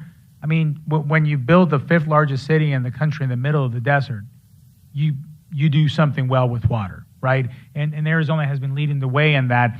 So would any of you jump in to talk a little bit about the mining industry and how that's changed over the years? And I know that some people cite past environmental digressions to criticize the industry. So I'd like to hear more about where the industry is now and where it's headed in terms of its efficiency and how in my mind, is one of the best examples we have in our country of how you can protect the environment while not choking the free enterprise and business out of its existence as well. If I may. Sure. I lost the train there real quick. With the permitting process, it's the little things that keep ending up as speed bumps in front of you. It's a very simple process. Here in the U.S., we are clean, safe. Here's a good example. With lithium, over in China, even down in Argentina, they're using huge ponds of sulfuric acid to do the dissolve. We also use acid, but we regenerate 95% of our acid through distillation. That is not just use it once and done. That's constantly being able to use 95% of it over and over and over. That's something that other countries don't even try. That's something that a lot of U.S. companies haven't even tried, but we've perfected it. We can get 95, some days even 97% of our acid back in the same pH, ready to use again, instead of just discarding and starting with new. Those are the things that we do that keep it cleaner here and safer. And it costs us a little bit more. There's, trust me, these distillers, they aren't free. But when you can do something and save 95% of your reagent to reuse, you're doing something correct. That is how we make mining cleaner, safer. If I could just add one other thing, and I've been to copper, silver, gold, uranium, and coal mines across this country. These are not 5-year, 10-year partnerships. Like these companies, the resources that are available are in many cases a 50-year partnership. They're members of the committee. Like they want to invest in our schools because that's their workforce. They want to reclaim these lands because it's opportunities for economic development once you've pushed through projects moving forward. They want to be contributors to the local economy, things along those lines. And so I think far too often the bureaucracy thinks about the the opportunity costs of moving forward on the projects in simplistic terms, like, oh, we're just going to mine this land. Like, these are opportunities to build out our community, to sustainable jobs, and have decades-long partnerships while increasing our national security. Absolutely. Well, thank you so much once again. Thank you all for your time this morning, and thank you all for being here as well. Mr. Terry, you're back. I think the gentleman now are Vice Chair, Mr. Collins. Thank you, Mr. Chairman. You know, in my district, it's mostly rural Georgia, and it's mostly made up of, I'd say, just blue-collar folks, farms, row crops, and dairy farms, and cattle.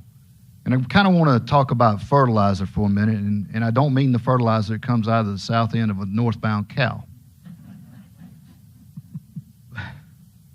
But, Mr. Crim, where does the U.S. get most of its phosphate from? Mostly from China. So it's imported. Yes. What can the U.S. do to ensure that we are not dependent on China for this phosphate? The U.S. needs to be more deliberate in its efforts to move phosphate to the critical minerals list. Good. And just as for information, you know, phosphate is a very necessary component in fertilizer. And you know, I know I'm not a farmer, but in the farmers that we do talk to on a daily basis, with the amount of inflation that's going on out there, especially from fuel prices and everything, fertilizer's gone sky high. And so you know, obviously, if you can't grow food, or you don't have food, then the population is not going to be there as well. So, Mr. Chairman, I want to quit my question because I think that we've found out what the problem is, folks. The problem is that you've got a federal government out there that is overreaching into your life and in your business, a Biden administration that is bent on this left-wing socialistic agenda to change us and to change our country.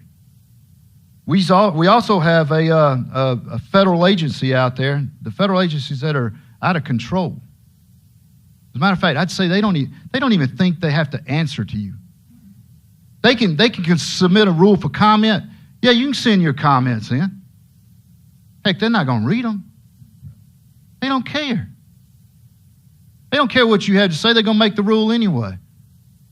As a matter of fact, between them and the Biden administration, they think you live too good anyway. They think you need to be cut back a notch or two. And so the more they can reach into your lives and make things difficult, I don't even think they want you really going EV. You know what I think they want? I think they want you riding mass transit. I think they want you living in rental housing, not on your own housing. Be dependent on federal health care. So that everything you do, every decision you make, you're going to look to the federal government first to get that answer. I don't know about you, but that's not the America I know. It's not the America that I want to live in. So what are the solutions? I think Representative Crane hit the nail on the head. I've been around this a long time. I'm second generation in Congress. And I was told as long as I was a kid, there ain't a dead blame thing that happens in that town up there until the American people demand it. When you stand up and you say, we've had enough, finally that crowd up there will get a hint, and they'll start changing things. And that's what we need today. We've passed H.R. 1, bringing back lower energy costs back here to the U.S. to make it easier. But it's sitting over there in the Senate. I guess them people are still out playing pickleball. I don't know what they're doing. They need to take up legislation and either pass it or don't pass it. We've got NEPA reforms, Mr. Chairman, that we got through on that debt ceiling. That's good. That's a good thing. We need other things. We need tort reform to bring in that judicial part. So I would say, Mr. Chairman, if there's one ask that I could ask of you for an assignment, contact your senator. Contact all of them and tell them you've had enough. You're not the only one. You've got generations after you that want to make a living out here doing what you know best, and that they're interfering with it, and they need to get off of your back. We need this federal government off our back and out of our back pocket. Mr. Chairman, I yield back, and I appreciate the time. I thank the colorful gentleman for his testimony. I'm going to try to put this all together. So, Mr. Harrell, you made the comment that there's really, and Mr. Whita followed up on it, that there's really no American mining company, is there? Most of the major mining companies are multinational global mining companies. Why's that? Yeah. Why is that? How you make these projects pencil out, and frankly, like doing business in the U.S. isn't as appealing as it is in other places. Yeah, you got to run the table on all the rest of your assets before you get the one that comes through in the United States. We're going to do the harder stuff. Yeah. So once again, you know, I should have had an empty chair up here for the Democrat. It's not here. But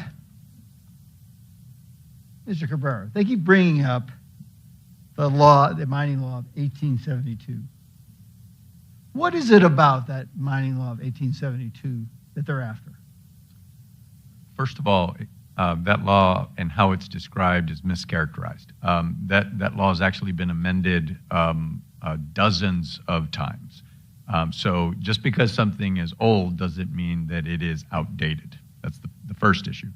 The second issue is that they're constantly trying to completely change the rules of engagement for such an important industry in our country. And so that law is being attacked for its age and mischaracterized as not being modern enough simply because they don't like the outcomes of that law. And the outcomes are that mining companies are able to leverage federal lands in order to get mineral supplies. If we couple that law as it is today with the NEPA reforms that you all just passed, thank you, plus permitting reform from H.R. 1, we could actually make a go of it. Yeah. So I just kind of want to get a kind of a feel for the amount of money that's with these companies. So what's the average salary for one of these mining companies? An average worker Yep. in a mining company are graduates from the University of Arizona, folks with mining engineering or economic geology backgrounds, also mechanical engineers and others. Mining industries employ lots of professionals. The average salary that we calculate is about $80,000 a year. $80,000. I sure could use $80,000. How about you guys? You know, you also brought up the aspect of how do we get this reform back? And it's been brought up by a number of people. And and Arizona is perfectly suited for this. We just need a chief executive who's got some cojones. So what is that? It's divesting the federal government of its assets back to the state. And I'm glad I got Tim sitting over here because he's one of our finest here in Arizona. But the equal footing clause plays a big part in Arizona. So let's go through this. So the first time Arizona puts up for their statehood, they were rejected by Taft. Taft is not your ordinary president. Taft is the only president to go on to serve in the Supreme Court. The only. So what does he do? He comes back to Arizona and he says, okay, what you're going to do is we're going to force you to take the federal doctrine, federal lands. And what we're going to do there is we're going to use the multiple use doctrine so that you never have to worry about that. He forms contract. He forms a contract with the state of Arizona. Now, why is that important? Because it would sure be nice to have an executive, a governor, that challenges that doctrine. Say, wait, whoa. Federal government ain't last in line. It's the state of Arizona. The more we can devolve back to the states, the better. Mike hit the nail on the head. What is going on there is a sewer of despair. We want to get as little as we can to the federal government. Remember what our framers said. We give limited powers to the federal government. The rest is reserved for the people in the state. We got this backwards. We got this really backwards. I hope you're as ticked off as I am, especially after my vice chair's comments. I think that's very, very apropos about that. I'm going to end with one more thing. Uranium. So now you have a group of people that are trying to withdraw this area up in northern Arizona from uranium. Let me ask you a question, Mr. Cabrera. Would it be better to take out the uranium because it's a depression? It gets water, water seeps there, air hits there. Wouldn't it be better to take those out and put your sedimentary rock in there so that you get permeation of water from the subsurface or from the surface to the subsurface to refill some of those aquifers? Doesn't that seem a little bit more apropos? It is accurate that removing uranium from the subsurface will leave less mass that can interact with groundwater and create naturally occurring uranium concentrations in groundwater. We have naturally occurring uranium concentrations in groundwater in various places across our state. And it is accurate that removing that source of uranium will allow less interaction between the groundwater and the uranium. Yeah. So, and I guess the next part I want to say is, if we're going to a compact or to these modular nuclear processes, pretty safe, aren't they? I am not an expert in nuclear power, but what I do know is in the United States, we have had no major incidents at nuclear facilities in multiple decades. And when you look at the trade-offs of other traditional power sources, nuclear power is economic, it's clean, and in the United States, we know how to do it safely. And last point. Earlier this year, we were about a minute away from having a rolling blackout in the United States. Is that true? Sir, I'm not aware of that, but I would not be surprised. Yeah. Well, a part of this problem is temporary or intermittent type access to fuel, and then basal power. What's the difference? When the wind doesn't blow and the sun doesn't shine, you don't watch your television. And remember Donald Trump saying that?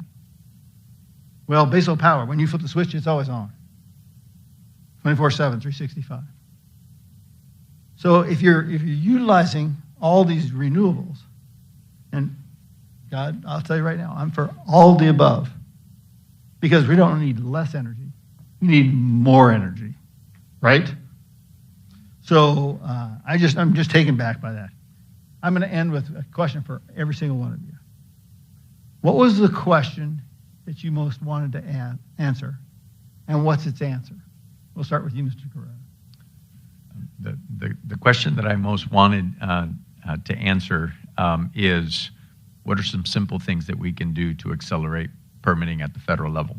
And the answer to that question is realize that 95% of the total elapsed time for any administrative process is simply waiting.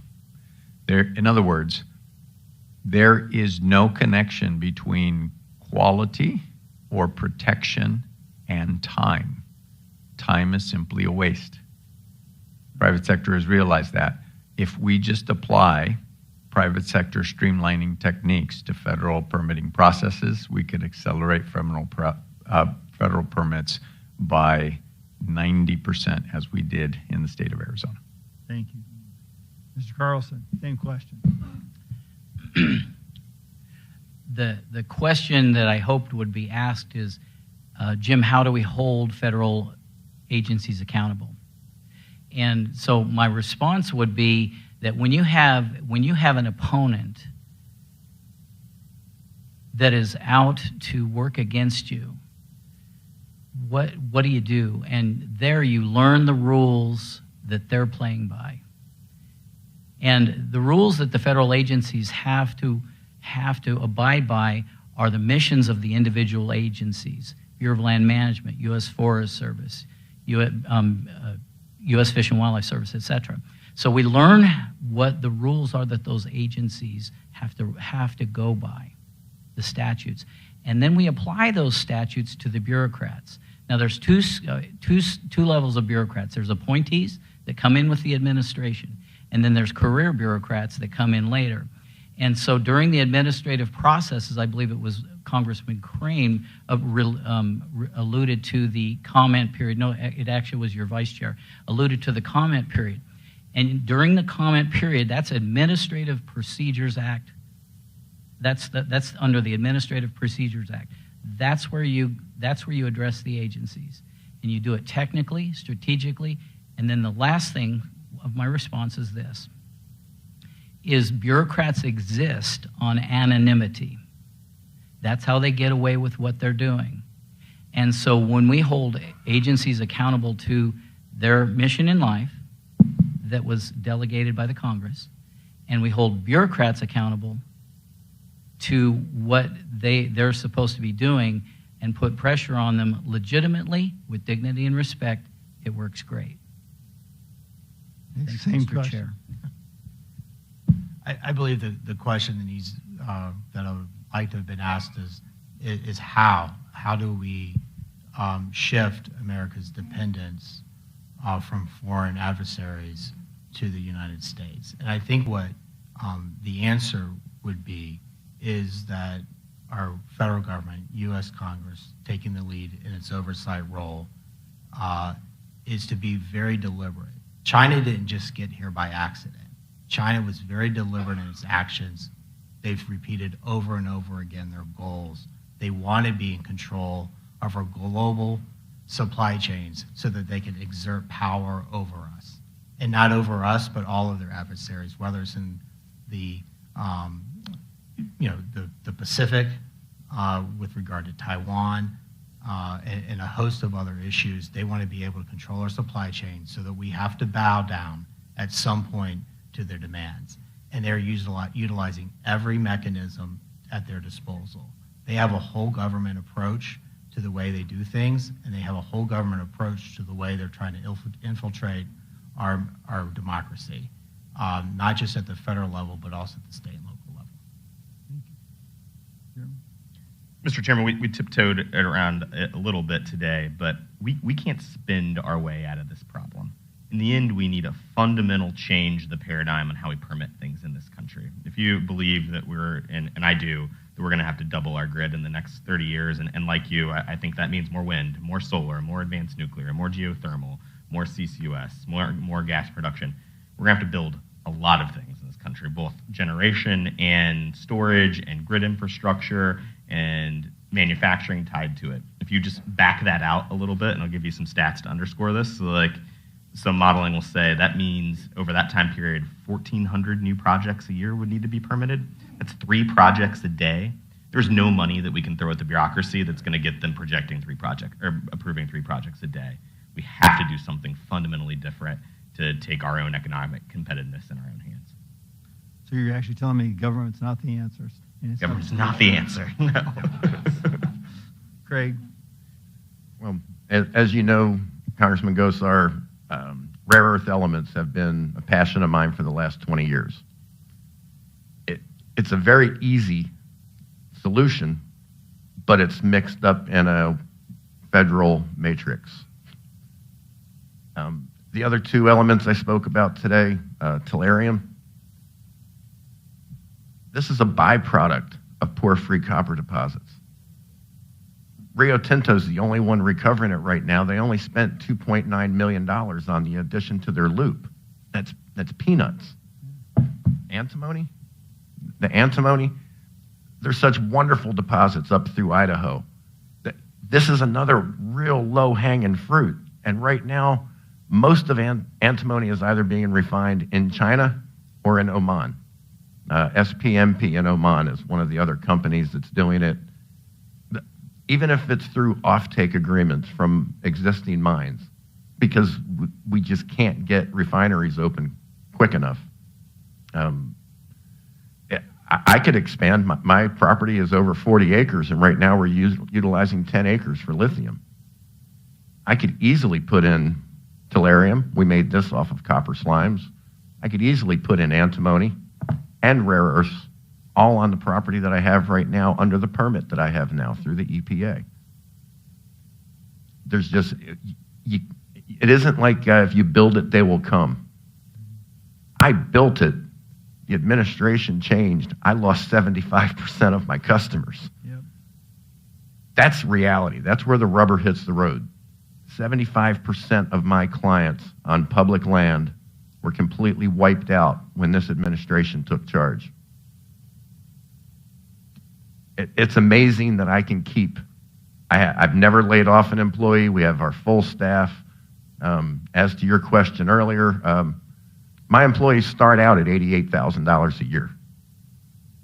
I try and make it to where a single wage earner can support their family. Their kids aren't being raised by daycare. They're being raised by the mother or the father, the parent. And we're just in this tailspin. If you can't get permits, you really shouldn't open a refinery because you don't have product. Yeah.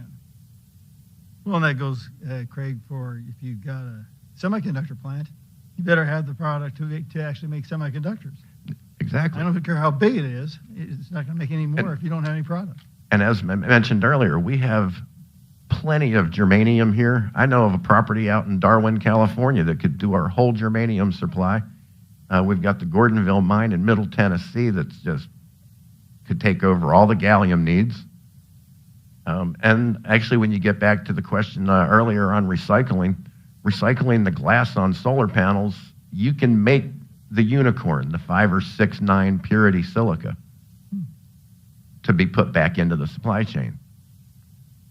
There's so many things to do. It's hard to say where we begin because we've been behind the 8 ball for so many years. We're already so many layers down in that onion. It also makes you speculate. Well, when you had somebody's telling you, yes, you can, how do we help you? And then you go, no, you can't.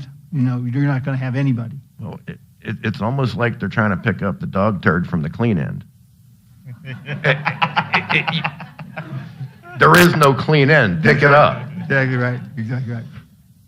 No, I hear you loud and clear. One person sitting in the audience, I wanted just to actually say, Dave, would you stand up, Rickens? Yeah.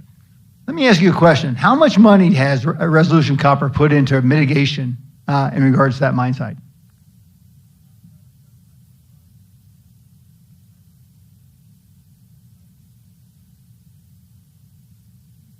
Folks, I would tell you, this is the mine that is ready to take off. Yes. We got to go visit. We need to go ask. We need to go demand. We need to go get this thing off the ground. You can see all the things they've done. It's amazing what they've done. Strictly unbelievable. The water's cleaner than they get it. This is amazing technology. So if I had one ask of you, let's get out to Resolution Copper. Let's get that over the hurdle. And then we'll get to the next project. And then we'll get the next project. And we'll get the next project. And we'll get the next project. You got my word. I'll be happily here answering questions. And I'll be that dog on a bone. I will be that dog on the bone. I want to thank the witnesses for their valuable testimony and the members for their questions. The members of the committee may also have some additional questions for the witnesses, and we'll ask you to respond to those in writing. Under Committee Rule 3, the members of the committee must submit questions to the subcommittee clerk by 5 p.m. on Wednesday, July 26. The hearing record will be held open for 10 business days for these responses. I'd also like to thank the Luke Air Force Base Color Guard. Let's give them a round of applause.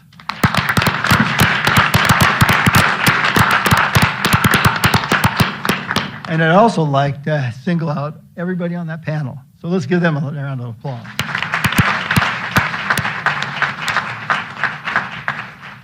If there's no further business, without objection, the subcommittee stands adjourned.